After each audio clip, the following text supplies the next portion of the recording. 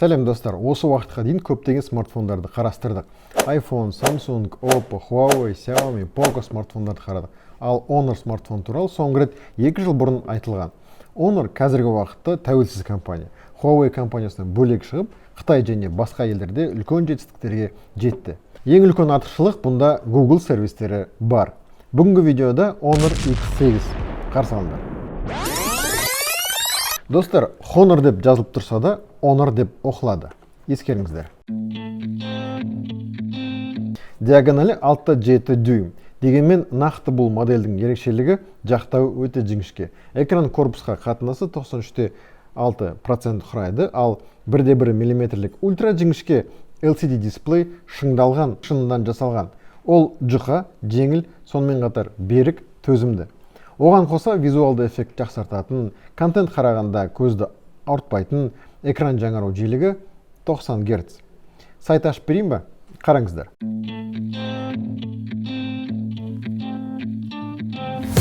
Смартфон көп қарасаң көзің ауырады дегенге сенбеңіздер. Honor X8 смартфонда көзді қорғайтын Rainland деп аталатын сертификат бар. Яғни дисплейдегі көріністе көк түсті азайтады. Және смартфонға көп қарасаңыз зиян емес. Сондай-ақ арнайы электронды кітап режимі бар. Енді таңертең кешке дейін смартфонды оқысаңыз, көзге зиян келтірмейді. 1080-де 2388 пиксель дисплей өлшемі бар. Контрастты дисплей бірден көзге түседі. 16,7 миллион нүктеден құралған.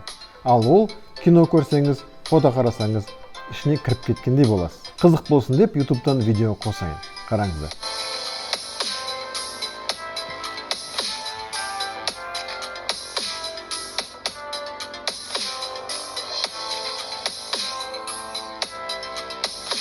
Салмағы ең жеңіл смартфондардың бірі 177 грамм. Қалыңдығы ең жұқа смартфондардың бірі 7,45 мм. Жақтауын қараңдаршы, ең жұқа жақтаулардың бірі 1,1 мм. Түстері күміс, көк, қара болады. Смартфон пластиктен жасалған, бірақ арты шыныға ұқсайды. Қол іздері қалады ма? Қараңыздар.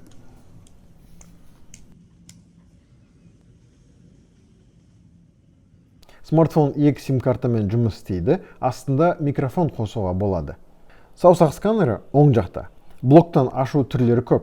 Саусақ сенсормен ашуға болады, немесе қымбат смартфондар сияқты бетіңізге қарап ашып береді.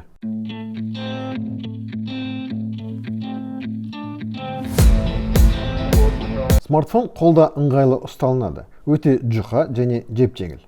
Осы жерде айтқым келеді. 2019 жылы әкеме Honor 8 Pro алғанмын. Менің оптимал таңдауым сол болған. Қазірде ол смартфон істеп тұр. Ал 2020 жылы қызыма Honor 8X алғанмын. Камерасы жақсы, арзан смартфондардың бірі сол болды. Ол да қазір істеп тұр. Ойланыңыздар. Бірақ ескерту. Honor 8X пен Honor X8-ді шатастырмаңыздар. Honor X8, Honor X9 бұл жаңа модельдер. Процессор Snapdragon 680, техпроцесс, тыңдаңдар, 6 нанометр. Өте жақсы өнімділік көрсетеді. Бірінші рет қолданғанда ойынға арналмаған деп айтқанмын. Бірақ 2 аптадай ойнадым. Ол сөзімді қайтып алдым. Ол аз болса, процессорға көмекші 6 гигабайттан 8 гигабайтқа ауысады. Процессорды қоя тұршы, суытқыш кулері бар. 1 сағат PUBG ойнап едім, процессоры қызбады. Мүлдем қызбады. Ішкі жады 128 гигабайт. Көп видео түсіріңіздер де, көп ойын орнатыңыздар. Antutu тест бойынша 268 мың ұпай жинайды. Салыстыру үшін Redmi Note 9 Pro 238 мың ұпай жинайды. Geekbench арқылы салыстырсаңыз 377 ұпай жинады. Ойындарды көтереді, бірақ бұның графикасы ойынға арналмаған. Мысал, PUBG ойнасаңыз, графика Adreno 610 болғандықтан ойынды екінші деңгейде көрсетеді, яғни баланс деңгейде. Бірақ ескеріңіздер, бұл флагман смартфон емес, яғни ультрамен ойнай алмайсыздар. Операциялық жүйе Android 11. Magic UI 4.2. Мүмкін процессор мықты шығар, мүмкін операциялық жүйе жақсы шығар, бірақ маған ұнады қалай оптимизацияланғаны. Google сервистері істейді, керек болса Play Market бар, керек болса YouTube бар. YouTubeға тікелей кіре аласыздар, лайк баса аласыздар, комментарий жаза аласыздар. Айтпақшы, бұл видеоға комментарий жазыңыздар.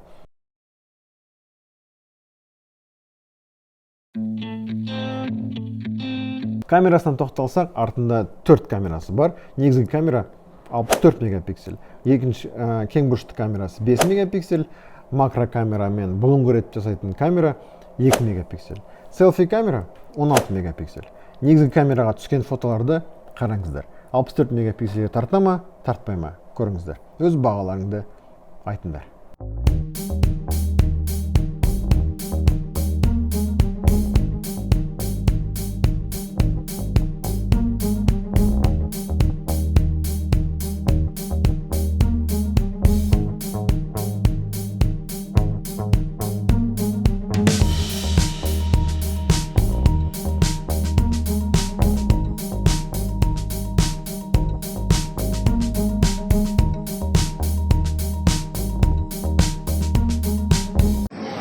Мына ойыншықтың ішінде не бар деп ойлайсыздар?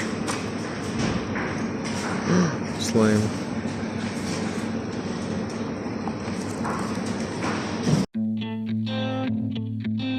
Енді осының бәрін ұстап тұрған аккумуляторы.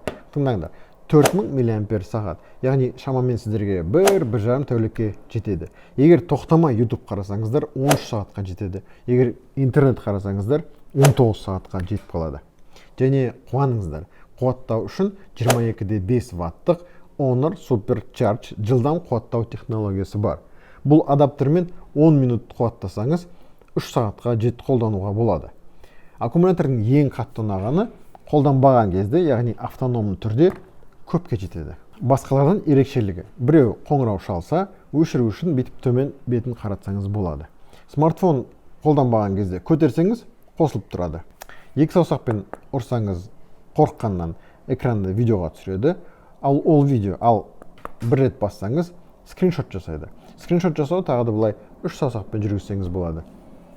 Шынайы оқымыстыларға экранды электронды кітап етуге болады. Яғни көзді артпас үшін.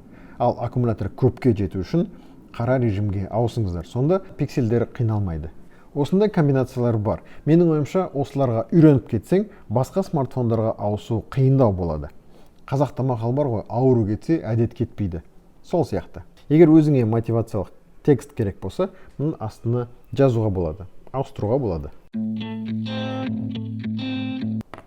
Қорытындылайтын болсақ, бұл смартфон кімге керек? Бағасы қолжетімді, орташа сегментті смартфон көптеген артықшылықтары бар.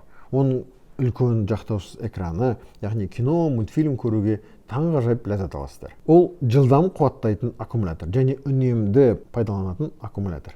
Камерасы жақсы, жедел жады технологиясы 6 гигабайттан 8 гигабайтқа ауысады. Және маңызды қасиеттердің бірі жеңіл, жұқа және өте әдемі.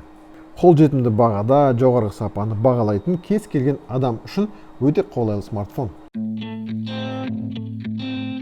Ең қызығына келдік, бағасы 149.990 теңге. Қазіргі уақытта мечта дүкендер желісінен ала аласыздар. Гарантиясы 1 жыл. Ал енді конкурс. Кім соңына дейін жетті, сіздерге конкурс. Бірінші рет мен ақша ойнатамын, бірінші рет мен 7 күннен кейін жауабын айтып беремін. Сыйлық 14.990 теңге. Ол мына смартфонның 10% бағасына тең. Ол шарттары оп-оңай. Бұл видеоға лайк басу керек, каналға тіркелу керек және комментарий жазу керек. Әйтпесе мен сені қалай табамын? Сонымен 7 күннен кейін менің инстаграмымда тікелей эфирде онлайн бол. Әйтпесе ұта алмайсың. Сонымен кешкі сағат 7-те менің инстаграмымда тікелей эфирде онлайн бол. Көріскенше сау болыңдар.